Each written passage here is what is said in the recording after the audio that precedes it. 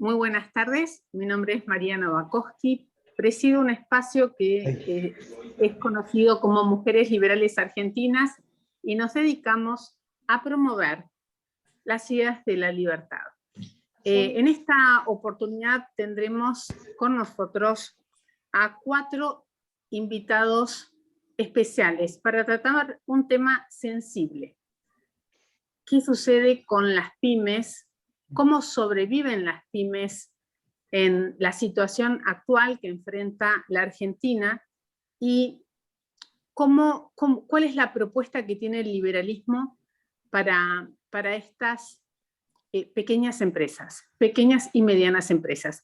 Con nosotros hoy estará el señor Adolfo Storni, el señor Alfredo Carlos Álvaro, que es el dueño de Montecarlos Citrus Sasifia, el señor Riceto Miguel Ángel, que es el dueño de la empresa de construcción INARC, Bienes y Servicios, y la señora Inés Labuntes, que es la dueña de Impal Food, Sociedad Anónima, que es la dueña de la marca Nutrisur.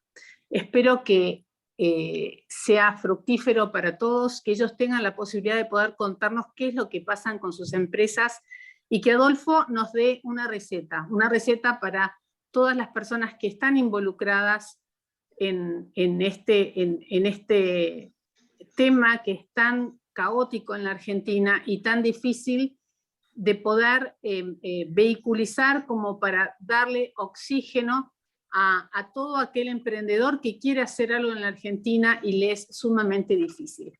Si les parece bien, vamos a comenzar con la señora Inés Labuntes. Inés, ¿estás ahí? Sí, estoy aquí escuchando perfectamente. Bueno, fantástico. Contanos un poquito quién sos, a qué se dedica tu empresa, y cómo surgió tu empresa y cómo es el día a día que te toca resolver y que te toca enfrentar cada vez que tenés que hacer una entrega de tu mercadería y no podés. Y querés cobrar tus facturas y no podés. Y querés contactar gente y pasa lo que pasa. Te escuchamos.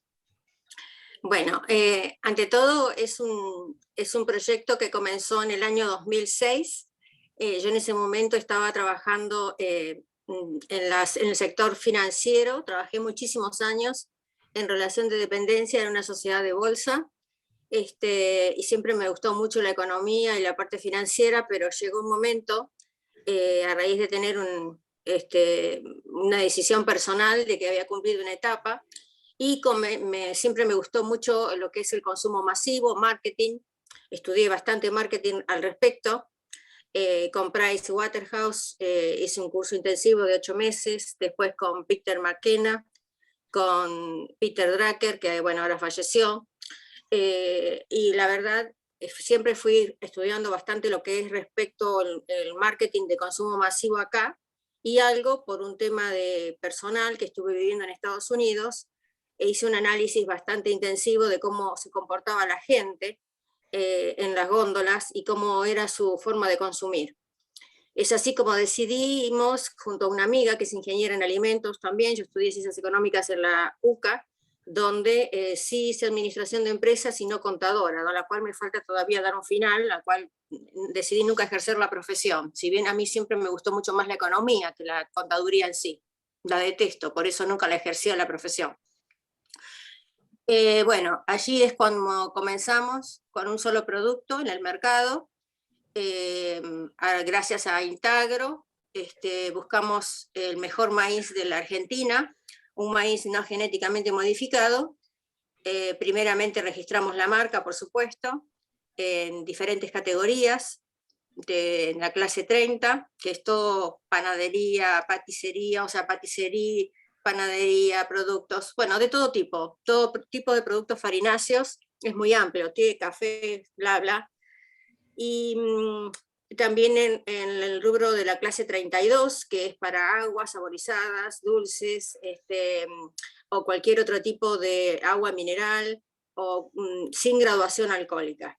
Y también en la parte internacional, donde tenemos varias inscripciones realizadas en Sudamérica, y también en Estados Unidos hemos iniciado la inscripción. Comenzamos con esta harina de maíz, que es un producto, repito, no genéticamente modificado, un maíz muy bueno, colorado Flint, que se le llama, o plata, y comenzamos a vender en el mercado. En 2006 tuvimos mucho éxito y salimos también, luego seguimos con el orgánico. El orgánico, como es bastante más caro, con una certificación hay 2 empresas en la Argentina, una es Oya y otra es Argensen. Tenemos la certificación de Argensen y esa certificación nos permitió ingresar bueno, en Walmart, en diferentes dietéticas que seguimos trabajando al día de hoy, y tenemos varios distribuidores a quienes les vendemos, sobre todo en Capital Federal y también en el interior, como Córdoba, Mendoza, San Luis, en fin, en los mercados que en el sur, en Tierra del Fuego, en el Bolsón, en Neuquén, repito, las provincias donde hay un mercado para eso. Después vimos que teníamos limitado el mercado, si bien nos fue bastante bien, pero fue muy duro penetrar en el mercado porque el monopolio ya sabemos que lo tiene Arcor con Presto Pronta, que es el líder indiscutido en el mercado, pese a que es un producto bueno, con un packaging hoy día bueno, mate. Nosotros, el diseño de todos nuestros paquetes está registrado para que no los copien. Y antes ellos tenían un envase que era brilloso también, tipo color mostaza, luego sacaron el mate. Bueno, obviamente teníamos un competidor en el medio que era Mágica, que pertenece a PepsiCo, y luego de la crisis del 2020, donde no había entrega, donde se complicó muchísimo con respecto de la pandemia por las entregas a nivel producción, logística y demás, esta compañía desistió y sacó del mercado esta marca, y teníamos otros competidores, por supuesto, con diferentes marcas. Le hacemos una marca propia a un mayorista y nos iba bastante bien hasta que comenzó la crisis del 2020. ¿En qué sentido digo la crisis del 2020? Porque en el 2020 estábamos con una venta bastante importante, nunca dejamos de entregar nosotros, pero todas las empresas más grandes que nos compraban, como mayoristas o clientes importantes del interior, no nos pagaban en tiempo y forma. De hecho, llegó el año 2021, junio del 2021, mayo, junio, que es cuando nosotros cerramos balance, y teníamos facturas aún para cobrar. Eso provocó una desestabilización bastante importante en lo financiero, y lo pudimos sostener porque teníamos bastante stock, pero obviamente que los impuestos hay que pagarlos y demás. El gobierno salió con unos préstamos que era para empresas de mujeres y a tasa, digamos, competitiva en los bancos Provincia y Nación. La primera vez en la vida que sacamos un préstamo en el Banco Provincia y Nación, no muy alto, pero y el Banco Ciudad. Pero ¿qué pasó? En el 2021 seguimos entregando, algunos clientes los dimos de baja, pero se empezó a complicar. Se empezó a complicar cada vez más el tema de la cobranza, se empezó a cortar la cadena de pagos, los cheques que teníamos de clientes del interior y clientes, excelentísimos clientes de toda la vida, o de Misiones o del Chaco, empezaron a no cumplir, y realmente comenzamos el año 2022 bastante complicado. O sea, sumado al tema de la inflación, sumado a eso, a pesar de esa situación, nosotros sacamos otros productos en el mercado, como pasta al huevo, de una calidad bastante buena, muy parecido al de Don Vicente, no sé si lo conocen en el mercado, que es de Molinos Río de la Plata, donde tiene sémola candeal o durum, como le llaman en Italia, y es un producto muy bueno, donde tenemos nada más que tallarines y nido, que es el fettuccine. Y luego sacamos, por pedido de los clientes y demanda, lo que sería la pasta común que todos conocen, como tirabuzón, espagueti, bla, bla. Todo esto incidió enormemente en un crecimiento importante en la empresa. Pero eso no implicó que, a pesar de que la empresa o la microempresa creció mucho en facturación, los márgenes empezaron a reducirse, porque la competencia fue tan grande y la caída de las ventas generalizadas fueron tan importantes, con una caída del 30, 35, 40% durante el transcurso del 2021, abril, mayo, junio del 2021, hacia diciembre, que fue algo imposible de sostener.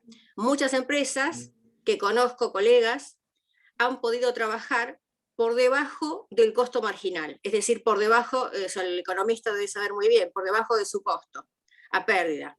Nosotros hemos podido vender algo, digamos, sin perder, pero al igual.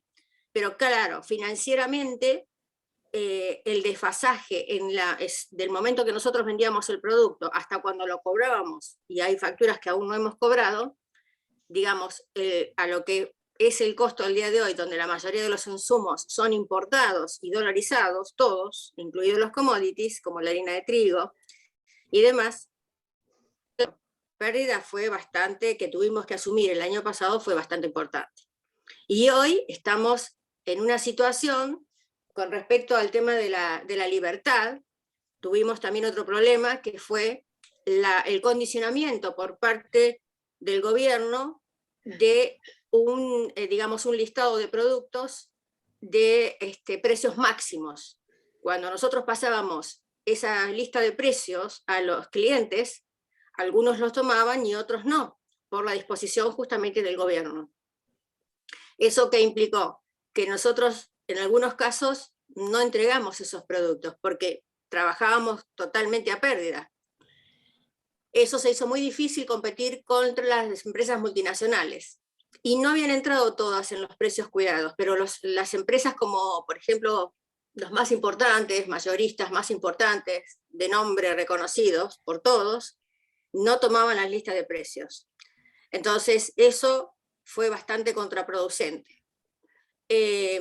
Luego se alcanzó a modificar y se liberó eso, hasta que, no hace mucho tiempo, ustedes conocen, también se salió otra nueva lista de precios donde sí ingresaron las empresas más grandes como Molinos Río de la Plata, Morixe, que es una empresa que siempre fue un molino harinero y que fue comprado por la gente del Grupo Comercial del Plata, y también son petroleros, y sacaron montones de productos, ellos en el mercado, de todo tipo, hasta aceite, o sea, rebozadores, de todo tipo, ¿no? Arroz.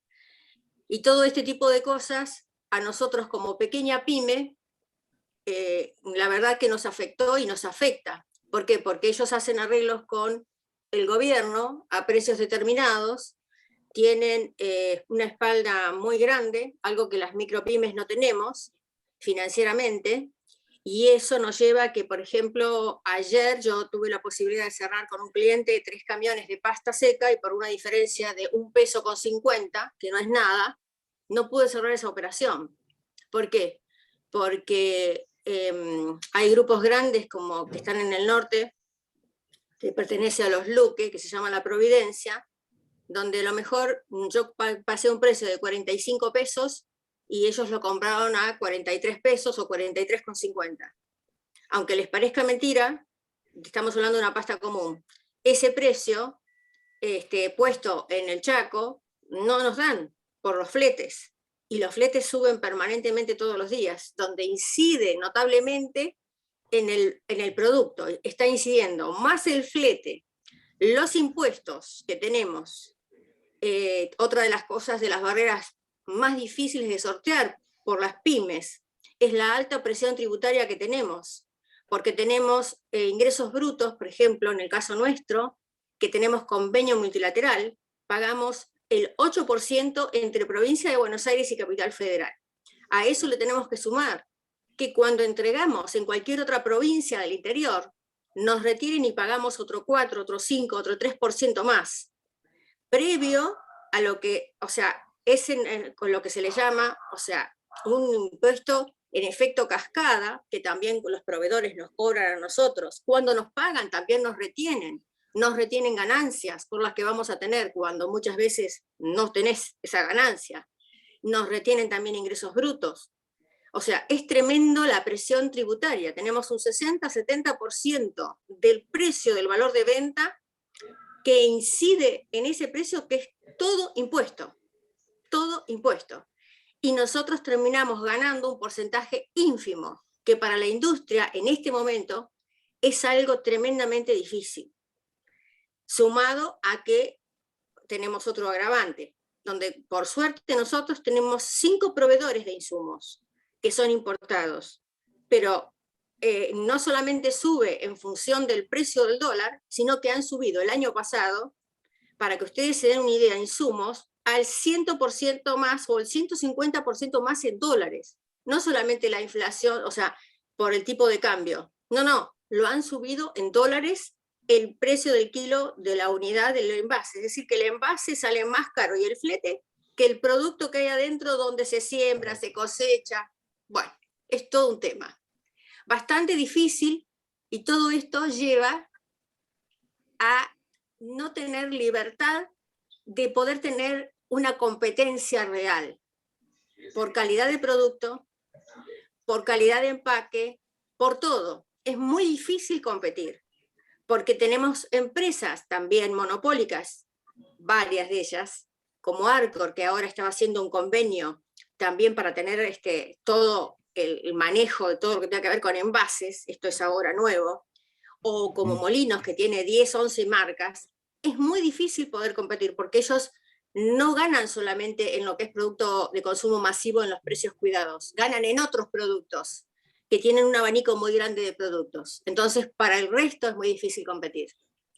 Inés, muchísimas gracias. Nos diste un pantallazo muy claro de a qué te dedicas. Yo te felicito porque sé que estabas muy tranquila trabajando en el mercado financiero y decidiste poner tu propia empresa y poner todo lo que tenías y todo tu conocimiento apostando a este país. Así que te agradezco muchísimo por haber venido, por haber compartido tu historia y seguramente vamos a tener alguna alternativa para proponer de acá a 2 años. Gracias por compartirte. Gracias, María Marta, por la invitación. Muy bueno.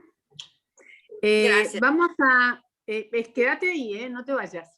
No. Vamos a seguir, si les parece, con Alfredo Carlos Álvaro, dueño de Monte Carlo Citrus Sasifia. Gracias, buenas noches. Desde ya muy amable por invitarme.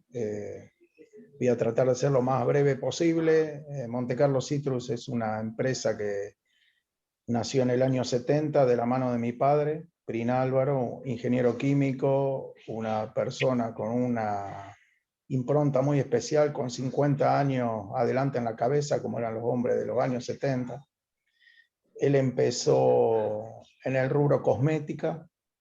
Él inventó, no sé si se acuerdan, bueno, el net que se le vendió a L'Oréal de París, una patente que se vendió en los años 60 y pico, 65, 66. Yo cuento siempre la misma anécdota, que antes las mujeres en esa época usaban el pelo duro y le pegaba un hachazo, se rompía el hacha y quedaba el pelo. Bueno, entonces vendió la patente, le dieron un dinero muy importante. Mi papá viajó en un 707 a París, estamos hablando de años, un avión después de los de hélice espectacular, con mi mamá.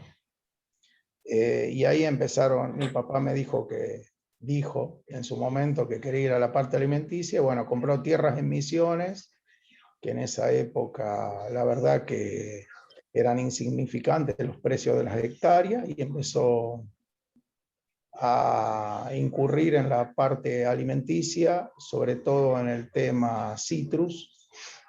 Nace Monte Carlo Citrus. Nosotros estamos en Monte Carlo, a 180 kilómetros de Posadas y a 130 de Catarata, un lugar muy bonito en la vera del río Paraná, lindo para los locos, porque ahí, por más que grité, no te escucha nadie. Es muy interesante.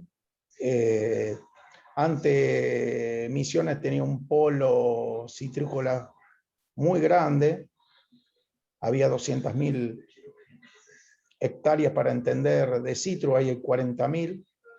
Se ha perdido a través del tiempo, bueno, han crecido otros cultivos, mandioca, yerba, té, en fin, pino sobre todo, eucalipto en sí, etc.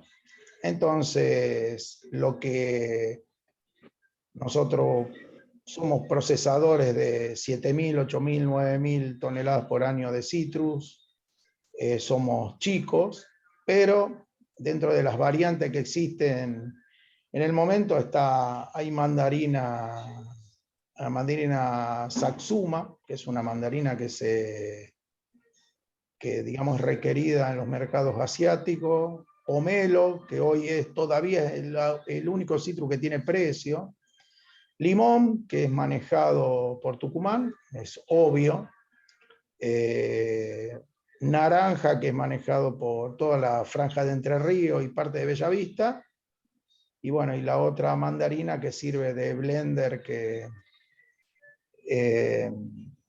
es la Murco, que siempre a las empresas que hacen bebidas les sirve para no solo dar color, sino estirar las bebidas o demás. Bueno, en fin, nosotros tenemos una cuenca pomelera para nosotros, para lo que nosotros procesamos importante, y eso es lo que nos hace sostener a la empresa hoy.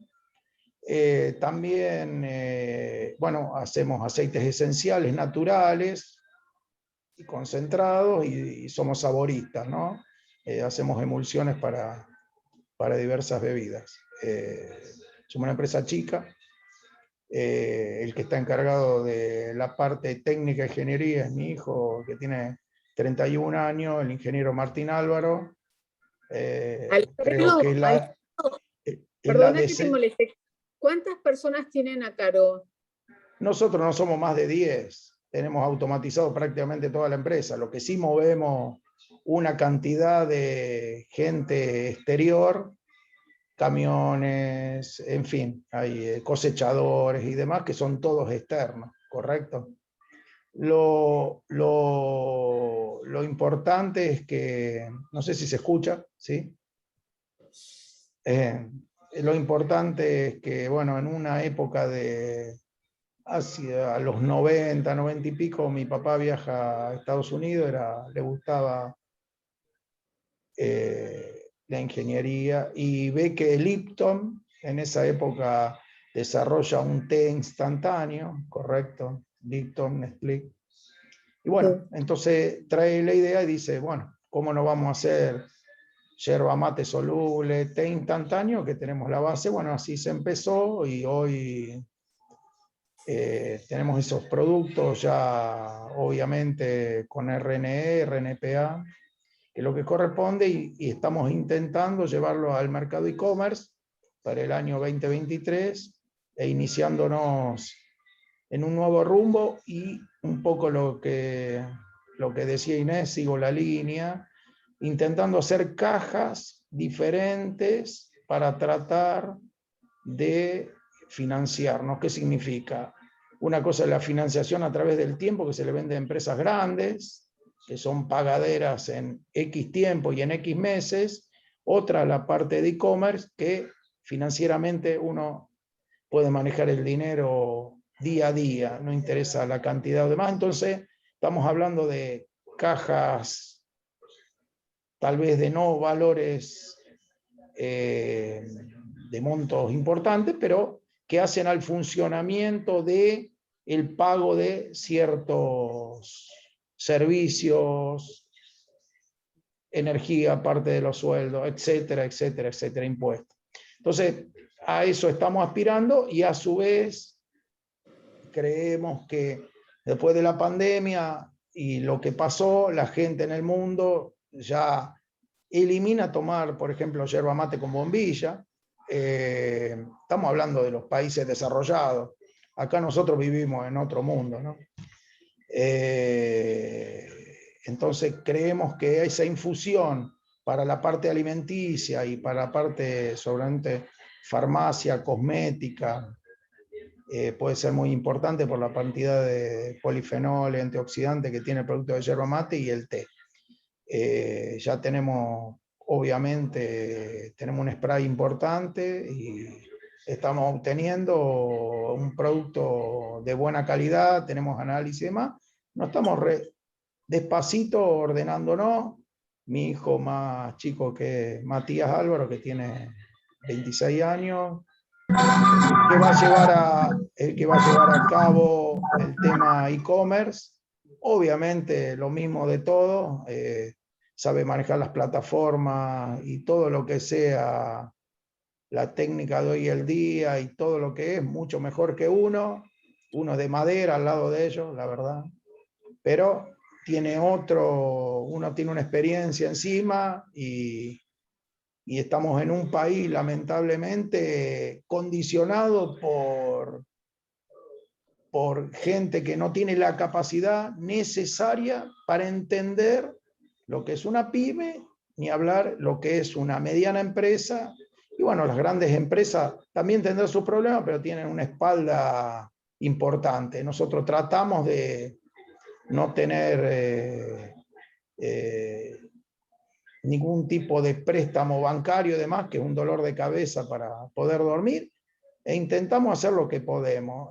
Siempre nuestras aspiraciones, obviamente los motores de mi vida son mis hijos, que son jóvenes, y ellos creen que la inversión, y es lo lógico, la inversión es lo que nos va a llevar adelante, así que yo estoy a disposición hasta que el tiempo me diga no, o cuando me vaya a vivir a alguna playa. En fin.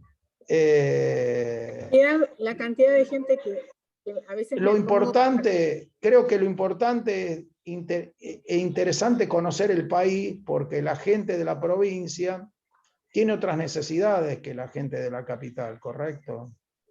La gente de la provincia se puede conversar mejor, no quiere decir que uno tome ninguna medida fuera de lo normal, pero hay formas de trabajo, hay formas, si se puede decir, más accesibles a todas las partes para llegar a un bien común, porque todos nos necesitamos. Nosotros necesitamos de los operarios, obviamente, y los operarios necesitan de nosotros. Por eso hay una... Entiendo que si el país se desarrollara mejor en todas sus provincias, y ni hablar en los pueblos y demás, este es un país con un futuro enorme, pero lamentablemente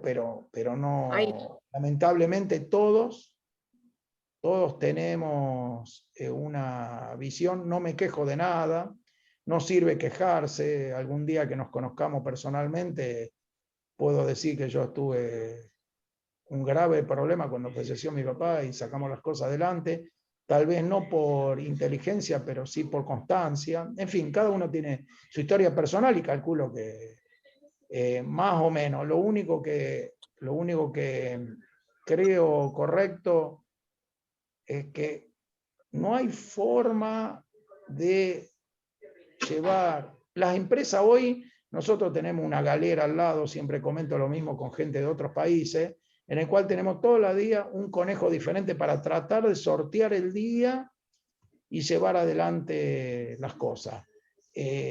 En un país normal, hablando con gente de otros países, ni hablar de Canadá, ni hablar de Suecia, no entienden lo que uno le habla porque ellos tienen conceptos a 20, 30, 40 y 50 años. Entonces, no entienden absolutamente nada. Nosotros vivimos lamentablemente en un nodo en el cual todavía no pudimos salir, y esperemos que las nuevas generaciones sean más inteligentes que nosotros y nos saquen de esto. Nosotros hacemos la parte que corresponde en el momento que estamos viviendo. Esto es muy importante porque si no entendemos que nosotros nos queremos salvar individualmente, el país no va a crecer si no crece en conjunto con todas las pymes y con todas las mini pymes y con quien corresponda, porque es una opinión personal. Mi vida personal, yo juego al fútbol con gente que tal vez no tienen un par de zapatillas, capaz que algunos tienen botines de primera, no tiene nada que ver, yo me llevo bien con todos, soy un personaje en el buen sentido de la palabra, diría mi prima Mariana. Soy un tipo abierto, pero entiendo que la empresa, llevar muy una empresa adelante, intentando armar una espalda, intentando armar inversiones propias, con financiamiento propio de las propias ganancias, es muy difícil. Muy difícil. Depende de las áreas. Yo voy a decir algo aparte, a mí en el 2020 me fue bien, el año de la pandemia nosotros vendimos bien, tuvimos buenos precios y demás, pero ese es un ápice dentro de 20 años, no sé si se entiende, ¿correcto? No voy a mentir, no es mi manera de ser. Así que, y el futuro de la empresa, obviamente lo que yo estoy diciendo, que estamos en el tema de yerba mate soluble, está instantáneo, como si fuera el Nescafé, pero digamos, la función yerba y té, hacemos un microencapsulado, es interesante de lo que estamos planteando. Creemos nosotros que estamos justo en el lugar donde está la yerba y el té, que es Misiones, y bueno, trataremos de industrializarlo y llevarlo a otros países y demás. Creo, vamos despacio, nadie nos apura, no tenemos apuro absolutamente de nada, y yo estoy intentando dejar la base para mis hijos, para que ellos sigan adelante, porque yo ya estoy hecho, correcto. No, ojo que no estoy muy viejo, antes de todo. Alfredo, muchísimas gracias por habernos permitido escucharte gusto, hoy. Realmente un gusto. Por ahí me apasiona lo que digo, pero bueno, es una... No, está muy bien. Quiero agradecer a tu prima, Mariana muy Jallo amable. Alvarado, que siempre ha estado colaborando con nosotros, y cuando surgió este tema me dijo, yo lo voy a convocar, me dijo, Alfredo, muy amable. Creo que va a poder sumar la problemática a lo que vamos a hacer. Vos sabés que estuve charlando con dueños de pymes más chiquitas, y una de las preocupaciones es que entre los sueldos de las personas que contratan más los impuestos, no les dejan margen para invertir en nuevas tecnologías. Entonces quedan fuera del mercado. Eso fue una de las cosas que comentaban. Me encantaría escucharlo, por favor, a Miguel Ángel Riceto. Hola, Miguel, ¿cómo estás? Ahora te vamos a escuchar, si sos tan amable y te podés desbloquear, te lo agradezco. ¿Sí? Así te podemos escuchar. Vos estás en el área de la construcción, ¿cierto? En la construcción, sí. Igual antes que nada quisiera agradecerte, María, por esta iniciativa, felicitarte, porque tenemos que hacer algo. Ahí Álvaro dijo que esto solo no se sale adelante, pero tenemos que trascender más allá de las personas que estamos en este ámbito, hoy acá, reunidos, o más allá de la gente a la que conocemos normalmente. Es la única forma de que tome conciencia toda la población de a dónde estamos yendo y del peligro que se nos viene encima, ¿no? Esta no va a ser una crisis más, esta que estamos viviendo. No va a ser una de las crisis que hemos pasado, que cada vez que pasamos una crisis nos deja un 10% de pobreza. Esto va a ser peor, así que hay que tomar conciencia de eso, y desde ya te felicito, María, y a toda la gente que está presente aquí por esta iniciativa, ¿no? Para tomar conciencia de a dónde estamos yendo. Felicito también a Inés y Alfredo por las historias y las empresas que tienen, que contaron, y no quiero dejar de felicitar también al señor Álvaro Sogaray, porque estamos en la construcción en este momento, en un momento bravo, como casi todos los años que hemos pasado en la construcción, salvo en el periodo del 90 al 2000, donde su padre fue protagonista en el gobierno de Menem, y si bien uno podría encontrar defectos, ¿no? siempre a todo se le puede encontrar defectos, es el momento que yo creo que fue el mejor para trabajar. El mejor para trabajar porque no había inflación, no había especulación. Más allá de Miguel, lo que vamos a darle la bienvenida al ingeniero Álvaro Luis Alzogaray. Muy buenas noches, Álvaro, ¿cómo estás? Él es el presidente de la Convención Nacional de la UCD y siempre nos acompaña en nuestros Zooms. ¿Cómo estás, Álvaro? Muy buenas noches. Buenas tardes, María. ¿Qué tal? ¿Cómo estás? Bueno, muchas gracias por haber invitado a participar de esto. Es un tema interesantísimo lo que están tratando. Gracias, Miguel Ángel, por tus palabras. Y estoy atento a lo que está diciendo, lo que acaba de decir Alfredo Álvaro también. Yo, soy, para aclarar, fuera de la política, soy profesional ingeniero y me dedico básicamente a los temas de energía, pero hasta hace muy poquito tiempo teníamos en Concordia una plantación importante de arándanos, de blueberries. Después, por distintas razones, una cosa que armamos desde el principio y uno de los primeros que fuimos, por distintas razones lo fuimos aislando de ese tema, pero proyecto tipo, también teníamos citrus, por eso lo escuchaba con atención a Alfredo, porque habíamos comprado un campo de citrus, sacamos una parte del citrus y pusimos blueberry. Bueno, pero esto no interesa a nadie. Yo te quería agradecer y seguir escuchando a los invitados que tienen mucho que decir. Gracias, María. No, a vos. Miguel, ¿continuamos? Bueno, cómo no, cómo no. Bueno, me presento ahora.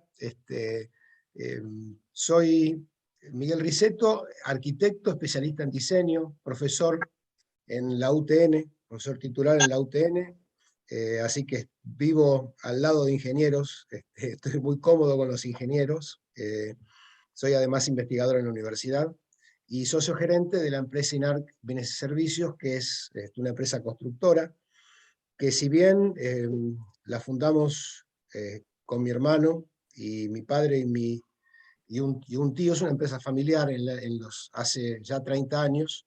Esto comenzó en los años 60, un poco rememoraba lo que estaba comentando Alfredo, con una iniciativa de mi padre, recién recibido de ingeniero, un hijo de inmigrante, mi padre italiano también, y un poco la historia esta viene al caso porque eran los momentos donde la Argentina podía crecer con gente común. Mi padre de chico fue carbonero y se recibió de ingeniero con sus padres que prácticamente no hablaban el español. Y fue invirtiendo, creó su empresa constructora al lado de su hermano, Ítalo Risetto, de su cuñado, Norberto Mondani, arquitecto. Después lo seguimos nosotros trabajando. Hoy también seguimos con mi cuñada, con mi hermano, que también es el ingeniero Claudio Risetto, que es socio gerente y fundador como yo, pero con mi cuñada, con otra tía. Bueno, esto que era muy normal hace 30, 40 años, hoy se perdió. Si uno va a las estadísticas, lamentablemente, en los últimos 20, 25 años, por habitante tenemos la mitad de las empresas que teníamos, ¿no? Entonces, esta gimnasia de emprender es como que se habla mucho en las universidades, yo lo veo en la docencia, se pone el emprendedorismo en los planes de estudio, pero resulta que cuando vamos a la calle es muy difícil emprender por la cantidad de los problemas que estuvimos escuchando recién, y otros más.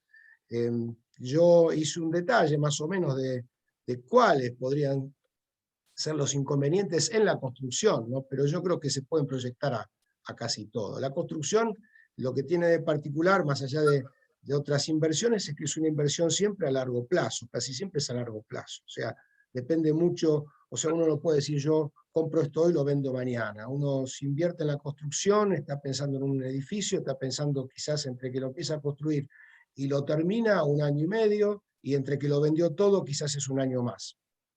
Entonces eso es un tema muy, muy complejo, y yo hice un listadito de cuáles podrían ser las problemáticas, ¿no? Que atraviesan a toda la sociedad, pero y a toda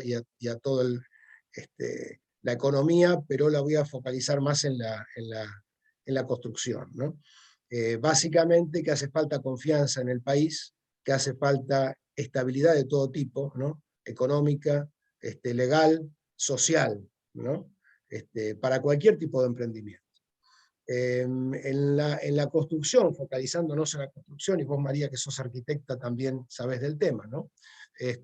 Pero yo creo que hay que comenzar por resguardar siempre la propiedad privada. Algo que uno le parece que siempre nos pareció que era normal y que hoy ya tiembla con lo que está escuchando, ¿no? Y que eso afecta sobremanera a cualquier expectativa de futuro que uno pueda plantear, ¿no? Si uno tiene el temor de que se afecte a la propiedad privada. Por ejemplo, hoy con el tema del censo, la gente está con miedo de tener su casa vacía, ¿no? Porque le toquen el timbre y tenga la casa vacía. Y no se puede pensar en un futuro prometedor cuando uno tiene miedo de tener una segunda casa, una segunda propiedad. O sea, una cosa que a uno le parece, la da por sentado, pero no es así. Por eso yo hablaba de que esta crisis no es la misma de otras crisis que hemos pasado. Temores a expropiaciones, temores a tomas, ¿no? Temores a mayores impuestos, todos por tener una segunda vivienda, ¿no? Y esto sin duda que afecta a las inversiones. El otro tema central, que también se habló muchísimo y que lo tenemos en el día a día, es la altísima inflación. Es imposible trabajar con la inflación. O sea, yo estaba hablando de la década del 90. Nosotros teníamos el mismo precio del cemento prácticamente en 10 años. Es más, en algunos momentos hasta había bajado. Hoy no sabemos, hay que empezar a trabajar con acopios, con mayores costos. El hecho de este descontrol de los precios hace que se genere un aumento de precios más allá de la inflación real, ¿no? Entonces es una rueda que es un círculo vicioso que no favorece a nadie. La altísima inflación es otro tema, problema enorme que tenemos. La falta de crédito, el difícil acceso a la vivienda que hay hoy, los altísimos impuestos, ¿no? ¿Hay algún inconveniente ahí en el sonido? No sé. Les pido disculpas, pero evidentemente lo que estamos haciendo les debe molestar a más de uno. Es la primera vez en 2 años que tenemos este tipo de intervención. Es increíble. Pero bueno. Ajá. Bueno, qué cosa, ¿eh? Pero bueno, esto quiere decir que cuando ladran Sancho es señal que cabalgamos. Está bien. Sí, así es. Ladran, bueno, Sancho. Vos sabés que eso y no es cualquier tema. Hablar sobre qué sucede con las pymes es un tema, ahí vamos. No nos importa. Bueno, está bien. Bueno. Es increíble, ¿eh? Bueno, puede ser que alguien habría que revisar las conexiones. Pero bueno, no sé si seguimos, María, si te parece. Sí, por favor. Bueno, yo estaba haciendo un raconto un poquito de los problemas que teníamos, dije, los altísimos impuestos a la construcción, con las estructuras. Verá. Entonces, sí. ¿Listo? Bueno, pareciera. Se fueron. Te escucho. Continuamos. Bueno, se habló antes de altísimos impuestos, pero acá, por ejemplo, para la inversión en la construcción, impuestos a la construcción, impuestos a la propiedad, las escrituras que son carísimas, impuestos a la herencia, o sea, todas esas cuestiones que afectan inversiones a largo plazo. Los costos laborales, los altísimos costos laborales, también se habló de esto, ¿no? En la construcción está el sistema de fondo de desempleo, que estaría bueno que se proyecte también para otros sectores. Si bien es caro, el fondo de desempleo podría eliminar o de alguna manera morigerar los costos de despidos, ¿no? Que siempre es un temor para tomar personal, ¿no? El fondo de desempleo que se utiliza en la construcción en ese aspecto podría llegar a ser interesante aplicarlo, ¿no?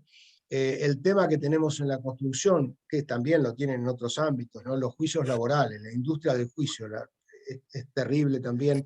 Ahí también en los años 90 se trabajó muy bien con las ART y después se desvirtuó un poco el concepto de las ART y de un seguro que cubra al empleador, a la empresa, directamente, y no tenga que ser solidario el empleador o la empresa junto con la compañía de seguro, en un problema, en caso de un accidente, ¿no? El tema de los gremios y de los sindicatos, una empresa, una construcción, por ejemplo, cuando pasa de cierto volumen, 20 empleados, una cosa así, empezamos a tener que pagar delegados, a tener que cubrir en horarios de trabajo, reuniones, asambleas, bueno, todas cuestiones que afectan las ganancias que ya vimos que son escasas, ¿no? Y sin ganancias las empresas no pueden subsistir, y sin empresas no hay riqueza y no hay futuro. La ley de alquileres, que uno lo puede llegar a ver como un hecho aislado, un problema del alquiler, eso afecta a las inversiones en la construcción, ¿no? Antes se hacían edificios de renta, y hoy ya esto prácticamente, y afecta justamente a la necesidad que tiene la gente común del acceso a la vivienda. La ley de alquileres hoy es un desastre, debería de ser algo, un contrato entre privados, liberado, sin requisitos o exigencias de tiempos, de costos, de comisiones, que se acuerde libremente entre el inquilino y el propietario, ¿no? O sea, otro de los temas que yo veo que también afectan, más allá de a la sociedad, afectan directamente a la construcción, ¿no? A la inversión en la construcción. A ver, seguimos. Hoy por hoy, vamos a la coyuntura actual, hay escasez de materiales. O sea, por ejemplo, hoy uno necesita comprar clavos para hacer un hormigón y le venden de a 5 kilos. O sea, hasta hay escasez de materiales, y hay escasez en todo tipo de artefactos sanitarios y demás. Cuando uno busca algo un poquito especial, ya empieza a tener también escasez de materiales. Pero le estoy dando un ejemplo. Hoy, por ejemplo, no hay clavos para la construcción, ¿no? A ver, yo estaba, por ejemplo, vamos bien a lo específico en la construcción, los trámites, por ejemplo, en la ciudad de Buenos Aires, un trámite de incendio, un trámite para aprobar planos, son más de 6 meses. O sea, también tenemos problemas en ese sentido, ¿no? A nivel burocrático, ¿no? Si hablamos, porque esto yo sé que a María le preocupa mucho el tema de la educación, ¿no? Y si hablamos de la educación también hay deficiente formación profesional. O sea, por un lado, por la baja de la calidad en general en las universidades, por otro lado, porque comparativamente hay pocas obras, entonces los arquitectos o ingenieros quienes están en la profesión tienen poca oportunidad de buenas prácticas, ¿no? Prácticas realmente útiles y que lo hagan crecer cuando son jóvenes, ¿no? Eso también es otra problemática.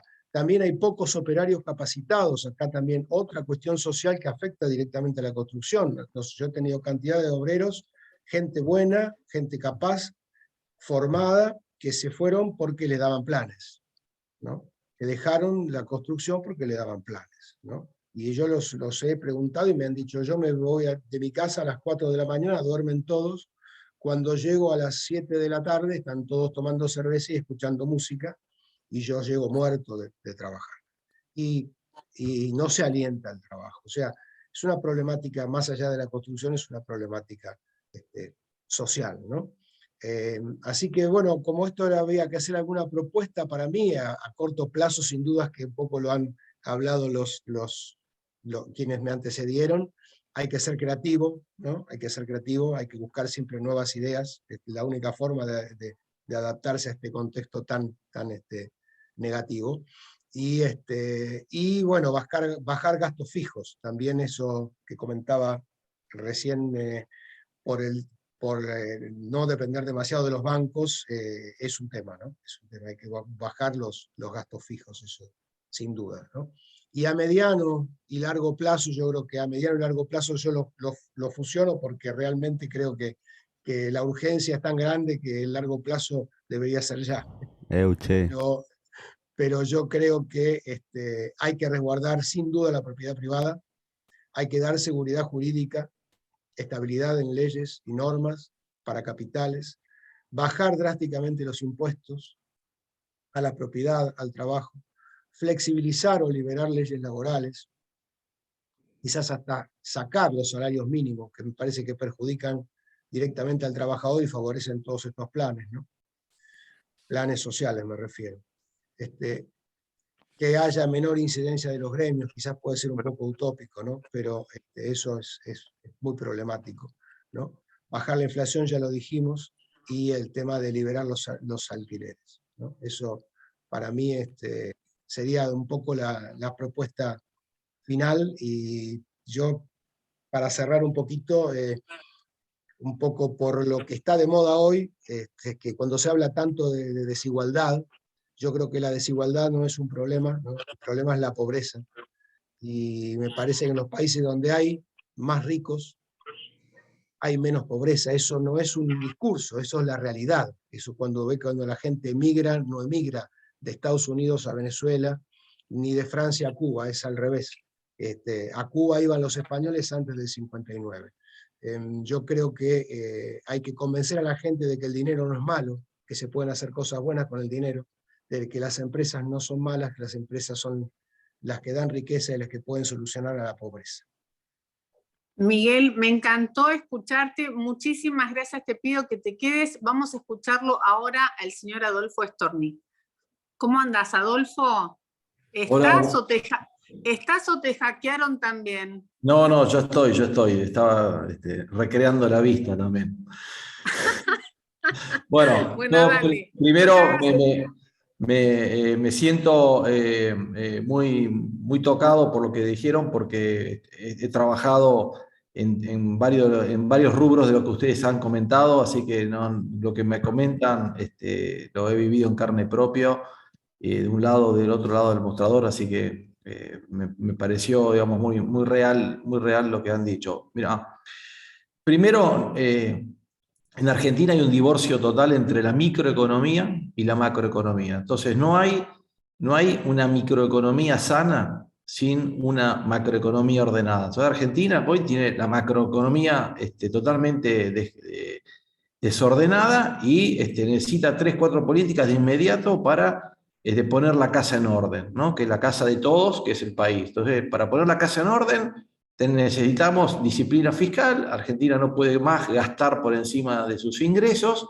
necesita tener un tipo de cambio competitivo, porque la única salida para mejorar el ingreso y traer divisas es la exportación. O sea, el mercado interno van a pasar años hasta que se ponga a recuperar niveles del pasado, y necesita una tasa de interés barata para generar procesos de inversión y financiar la inversión y el consumo. Entonces, hoy el Estado está distorsionando, distorsiona el tipo de cambio, distorsiona la tasa de interés y distorsiona la asignación de los recursos, y con un montón de políticas hoy erradas.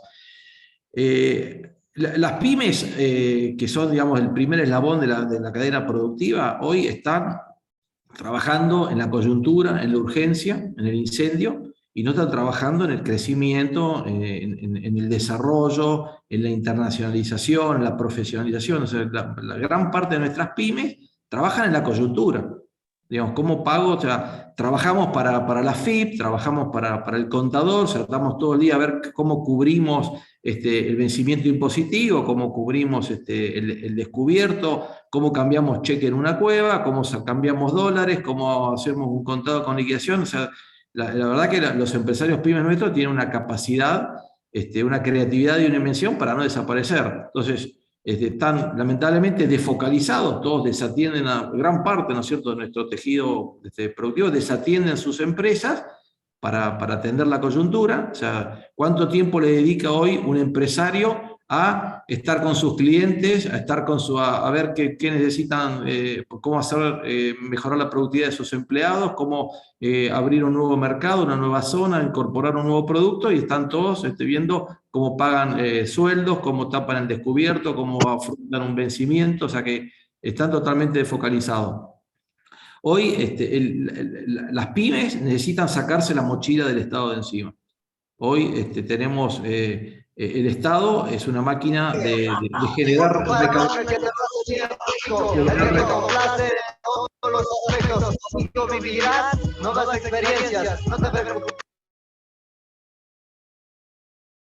Disculpen, tuve que silenciar todos los micrófonos porque entró esta persona que no sé quién es. Bien. Pueden desmutearse, sí, bien. Pasa más habitual cuando hay un tema que no les gusta a determinado sector de la sociedad, hacen esto, ¿no? Porque esto es intolerancia, o sea, no limitar la libertad de expresión es el acto máximo de intolerancia. Entonces, hay que sacarse la mochila del Estado. El Estado tiene 165 impuestos, un régimen perverso de percepciones, pagos a cuenta, anticipos, o sea, totalmente perverso, porque no sabes cómo te va a ir y ya estás pagando impuestos. Tenemos, y lo dijo el último expositor muy clarito, hay que bajar la contingencia laboral de las empresas. No puede ser que una empresa con cierta antigüedad no tenga más patrimonio neto, porque el pasivo contingente de las eventuales indemnizaciones es mayor que el patrimonio, y hay que bajar la conflictividad también laboral, porque hoy hay todo un sistema de vivos, de gente que se abusa del sistema, se abusa de las leyes, y estudios de abogados que se dedican a esto. Bueno, todo eso hay que bajar esa conflictividad laboral, y para que las empresas puedan desarrollarse, yo, digamos, admiro a los que crecen sin crédito, pero, digamos, el apalancamiento siempre es bueno. O sea, las empresas que han crecido siempre han acelerado sus procesos con un apalancamiento moderado y a una tasa razonable. O sea, en Argentina, digamos, si tenés que endeudarte hoy el 50, el 60% en pesos, y sí, la verdad que es complicado, porque en definitiva te pisan el tipo de cambio y te estás endeudando al 50% en dólares. O sea que eso, no hay negocio, salvo la droga, no hay negocio que te pueda permitir recuperar la inversión. Entonces, las propuestas hoy, limitar la indemnización por despido. Yo creo que Argentina, una reforma laboral, lo primero que tiene que poner es limitarla, como es en Uruguay, que son 6 años, como es en Chile, como es en Perú, como es en un montón de países del mundo, y otros que ni siquiera lo tienen, como Estados Unidos, o muchos de los países europeos. Pero hoy en Argentina, defender tanto al empleado termina castigando el empleo y castigando al empleador. Entonces es digamos, una mala conquista social que terminó de perjudicar a todos, empleados y empleadores. El segundo tema, que es muy importante porque hoy muchas empresas luchan por el capital de trabajo, es crear una cuenta única tributaria, donde los saldos que yo tengo a favor de un impuesto los pueda utilizar para pagar otros impuestos. A veces empresas tienen saldos de IVA que no los pueden descargar porque, no sé, exportan, por ejemplo, entonces no tienen un IVA a ventas, y le quedan saldos que no pueden, o es muy, muy reducido el uso que pueden hacer en otros impuestos. Después tenemos impuestos distorsivos o alícuotas altas, que lo único que fomentan es la evasión y la informalidad. O sea, Argentina, las políticas públicas y las políticas tributarias lo único que han hecho es fomentar la informalidad. No desaparecen empresas en Argentina porque muchas evaden, eluden o le buscan la vuelta. O sea, que nosotros en Argentina, o sea, un IVA del 21% es una invitación a evadir. Un impuesto a los débitos y créditos bancarios es una invitación a eludir. Y unas cargas sociales altas es una invitación a tener empleados en negro. Y así, digamos, podemos ver montones de impuestos que van más allá de los nacionales, porque también hay impuestos provinciales. El ingreso bruto es el impuesto más perverso que existe, digamos, que castiga a la empresa. Y ni hablar los que venden en todo el país las tasas municipales. El municipio de Posadas, por ejemplo, los municipios del conurbano bonaerense, son feudos. En Argentina, supuestamente las aduanas interiores se abolieron en la Constitución del 53. Bueno, nosotros tenemos aduanas interiores.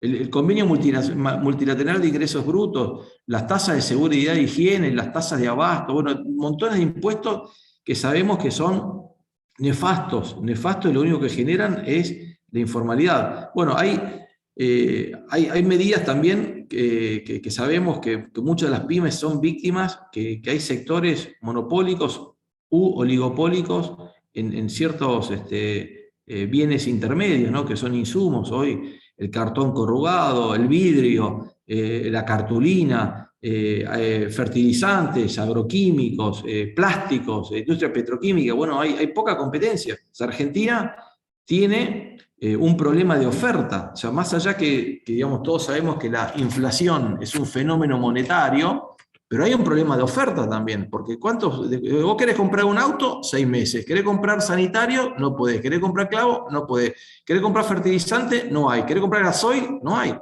Y así te puedo dar montones de ejemplos de que Argentina tiene un problema hoy, más allá del descalabro de la macro. Bueno, la macro distorsionó tanto los precios relativos que está afectando la oferta de los productos de la micro. Entonces hoy la mala macro está matando a la micro y no hay posibilidad de que una sociedad se salve digamos, con una macro desordenada. Porque vos podés tener una política desordenada, como hoy Chile tiene tensiones, Perú tiene tensiones, Brasil tiene tensiones, Colombia tiene hasta una guerra civil, México, pero la economía anda. Y la economía crea empleo, y la economía crece en las exportaciones, y hay inversiones. O sea, Argentina tiene la tasa de inversión más baja de la región. No tenemos una tasa de inversión del 14%, que no repone el capital que se va amortizando, gastando, usando. Nosotros tenemos que tener tasas de inversión para que la economía crezca. Tenemos que tener tasas de inversión de 25 puntos. Y tenemos apenas 14, o sea que no se reponen los materiales, no se repone el desgaste del capital. Entonces Argentina necesita primero la macro ordenada y después pocas medidas para la micro. O sea, no hace falta subsidios, ley de pyme, todo eso no hace falta, porque si vos tenés crédito, tenés bajos impuestos, tenés bajas regulaciones, eliminás o reducís la contingencia laboral. O sea, ¿por qué? Hoy, digamos, uno ve la conflictividad laboral y habla de los sindicatos. Los sindicatos son una especie en extinción.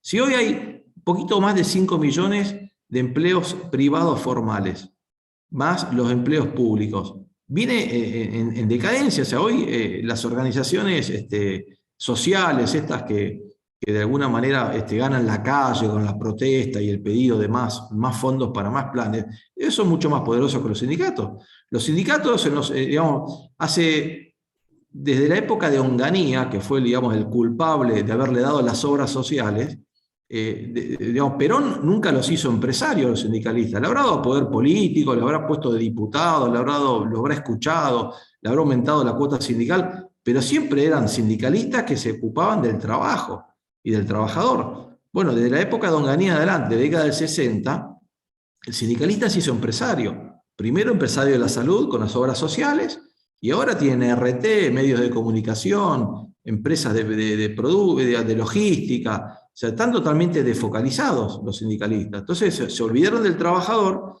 y al ser empresarios y empresarios prebendarios, porque viven de los negocios con el Estado y de las cuotas sindicales que le sacan de prepo a los pobres trabajadores, se olvidaron de luchar por lo que tienen que luchar. Entonces Argentina necesita reformas de inmediato en lo laboral, en lo impositivo, en lo previsional.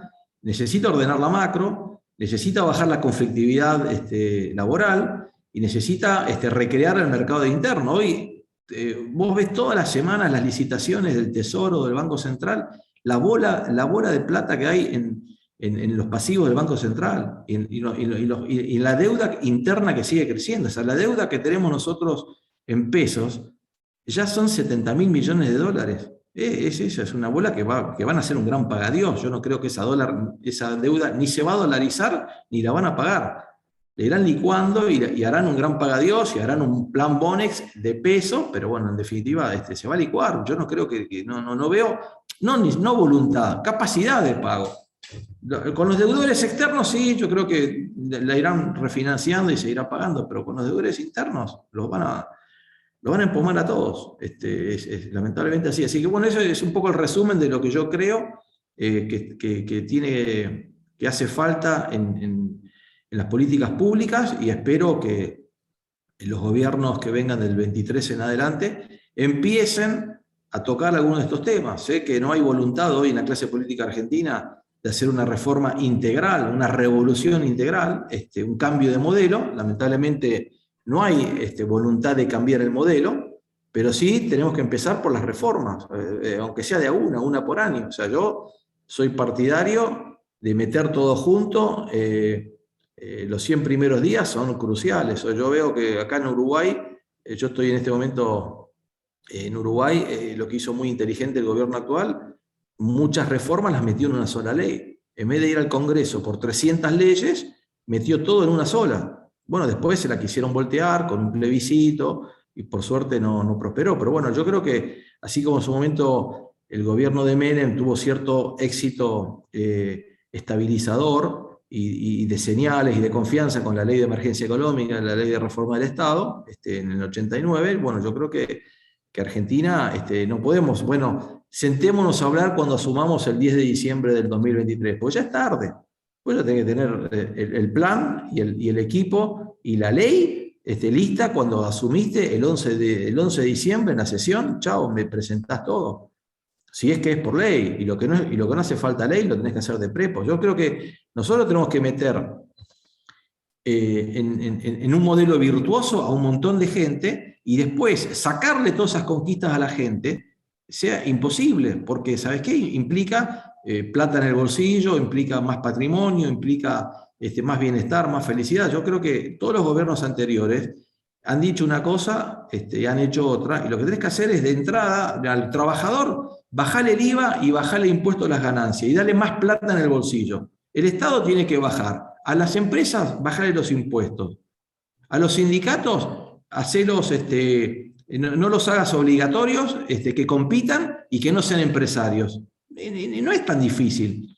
La verdad que no es tan difícil, porque tiene que haber gente dispuesta a matar por el modelo. Así como hay gente que se moviliza en los días de lluvia, de frío, para ir a pedir un subsidio a un ministerio, bueno, también tiene que ser la clase trabajadora y los empresarios, tenemos que tener conquistas y que después cuando las quieran sacar, nosotros estamos dispuestos a todo. Y lamentablemente hoy Argentina y los empresarios y los trabajadores vienen cayendo, son sujetos de imposición y vienen cayendo año tras año, vienen poniendo la cabeza y entregando, y ya muchos prácticamente no tienen nada que entregar.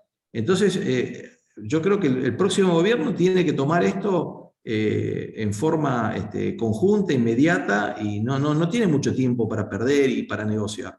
No lo veo hoy, no veo a esa gente, o sea, no veo el oficialismo está perdido, o los dos oficialismos, porque hay dos oficialismos, ahora tenemos dos bancadas en el Senado, o sea, tenemos la rama presidencial, la rama vicepresidencial, digamos, hay dos oficialismos, y en la coalición opositora los veo sin plan y sin equipo, por ahora, capaz que están haciendo algo en la oscuridad. Hay otras terceras fuerzas que dicen que tienen ya ministros en la sombra, yo la verdad, hasta que no lo vea, no lo crea, pero sí hay que instalar los temas. Yo creo, a mí, el que gane tiene que venir con las reformas, si no, Argentina no tiene salida. Estamos de acuerdo. Adolfo, muchísimas gracias por haber participado. Vos también estoy mirando, los escucho, pero estoy mirando qué personajes entran, que no los conozco y los voy retirando lamentablemente porque no es grato ver cómo interrumpen las disertaciones. Está con nosotros el señor Alex Daciano del Partido Republicano. Sí, ¿qué tal? ¿Cómo estás, María?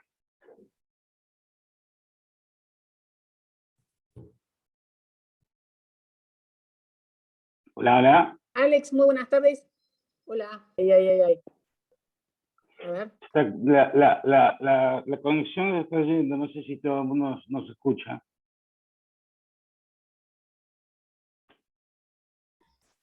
Alex, vos tenés buena conexión, María tiene mala conexión. Ah, bueno. María, no se te escucha. Bueno.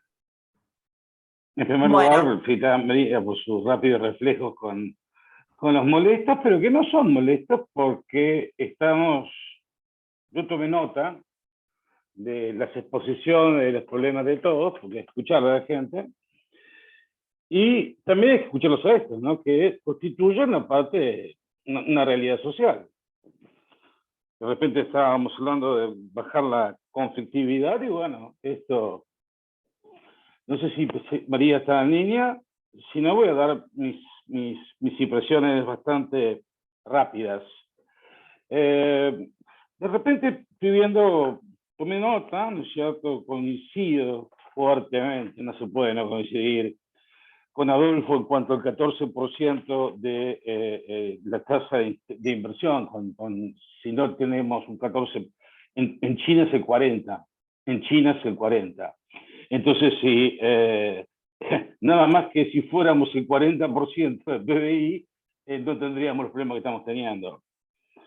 Tenemos otros problemas bastante grandes, estructurales, de la macro, y también estructurales, porque yo vengo con un problema que nadie aborda con la seriedad, pero es el diferencial de la tasa de crecimiento demográfico entre los sectores más pudientes y los menos pudientes asistenciados. Pero hay algo que me llamó muchísimo la atención en todos los que pusieron, porque mencionaron financiamiento, especulación financiera, y en todas las propuestas de todos los partidos, en ninguna se está hablando del mercado de capitales. Cuando de repente estamos hablando de, qué sé yo, de Estados Unidos, en Europa, tenemos la bolsa de Nueva York, la bolsa de Zurich, en donde la gente va y cotiza y hay otro que pone la plata, alguien pone el dinero. Nosotros, el ahorrista, lo único que puede hacer es agarrar y poner dólares. Seguramente ninguno de los que estuvo exponiendo estuvo viendo potencialmente en el otro un inversor. Seguramente vio a alguien que era un pañuelo. Y eso es un problema que estamos teniendo. Porque recuerdo cuando de repente Alfredo estuvo hablando de la cooperación. La cooperación se hace a través del mercado, directamente. ¿Cuál es la diferencia que hay entre una gran y una pequeña empresa? Bueno, las que cotizan, Morixer, justo. Estaba hablando de Inés Morixer. Bueno, yo tuve de asesor en tesis a Milton Friedman. No, las grandes corporaciones se puede tener una buena competencia con una buena estructura. Me llamó mucho la atención, ¿no? Porque además se hizo un juego muy interesante, que tal vez Hayek tendría que haberlo entendido, muy de Adam Smith, vale decir, esto de entender al prójimo y jugar en forma colectiva para el bien común, pero sin embargo manteniendo el individualismo. Insisto, es bastante grave que algunos temas no se estén abordando por ningún partido. Esto de tener tasa de crecimiento demográfico en el sector asistenciado estrepitoso y tener, por el otro lado, en el sector tributante, una tasa de crecimiento negativa porque se van al exterior, es terriblemente preocupante.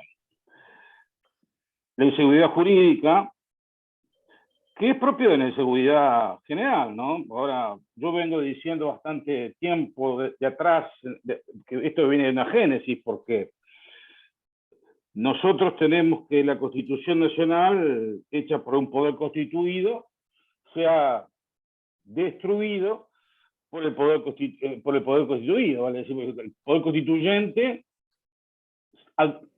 fue diluido por un poder constituido, en donde de repente aparecen distorsiones como esto, como el tema de los ingresos brutos, tal cual. Yo estoy vinculado con Domingo Felipe Cavallo, él también tiene la idea de borrar ingresos brutos y hacerlos en provinciales, etc. Pero me llama mucho la atención esto de los mercados de capitales porque, el tipo de cambio alto. tipo de cambio tiene que ser el que resulte, pero también está demostrado que si subimos un tipo de cambio infinito, el tipo de cambio tiene que ser real, el tipo de cambio real alto. Y me llama bastante la atención, creo que estamos en deuda todos con la nación, de hablar de los mercados de capitales. Javier Milei dice, hay que reventar el Banco Central, hay que hacer esto, bueno, pero nadie habla de qué vamos a hacer con los mercados de capitales en sí. ¿Cómo hacemos para que la gente se financie? ¿Cómo hacemos para conectar que es el mercado de capitales a Inés?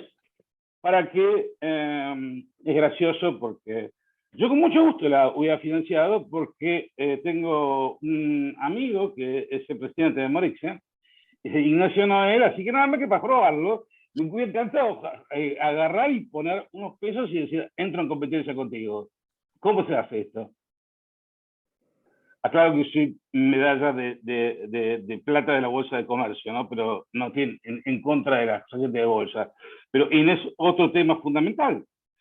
Estamos hablando de los precios, de los commodities, etcétera, y tenemos un sistema en Chicago, un sistema en Rosario, que es el ROFEX, para poder asegurar las cosas, pero no nos sirve de un pomelo, porque si la gente no lo utiliza, hemos llegado a ver en el Congreso algo bastante sopilante como que dos economistas, uno le dice al otro, ¿cuánto va a ser el precio del gas?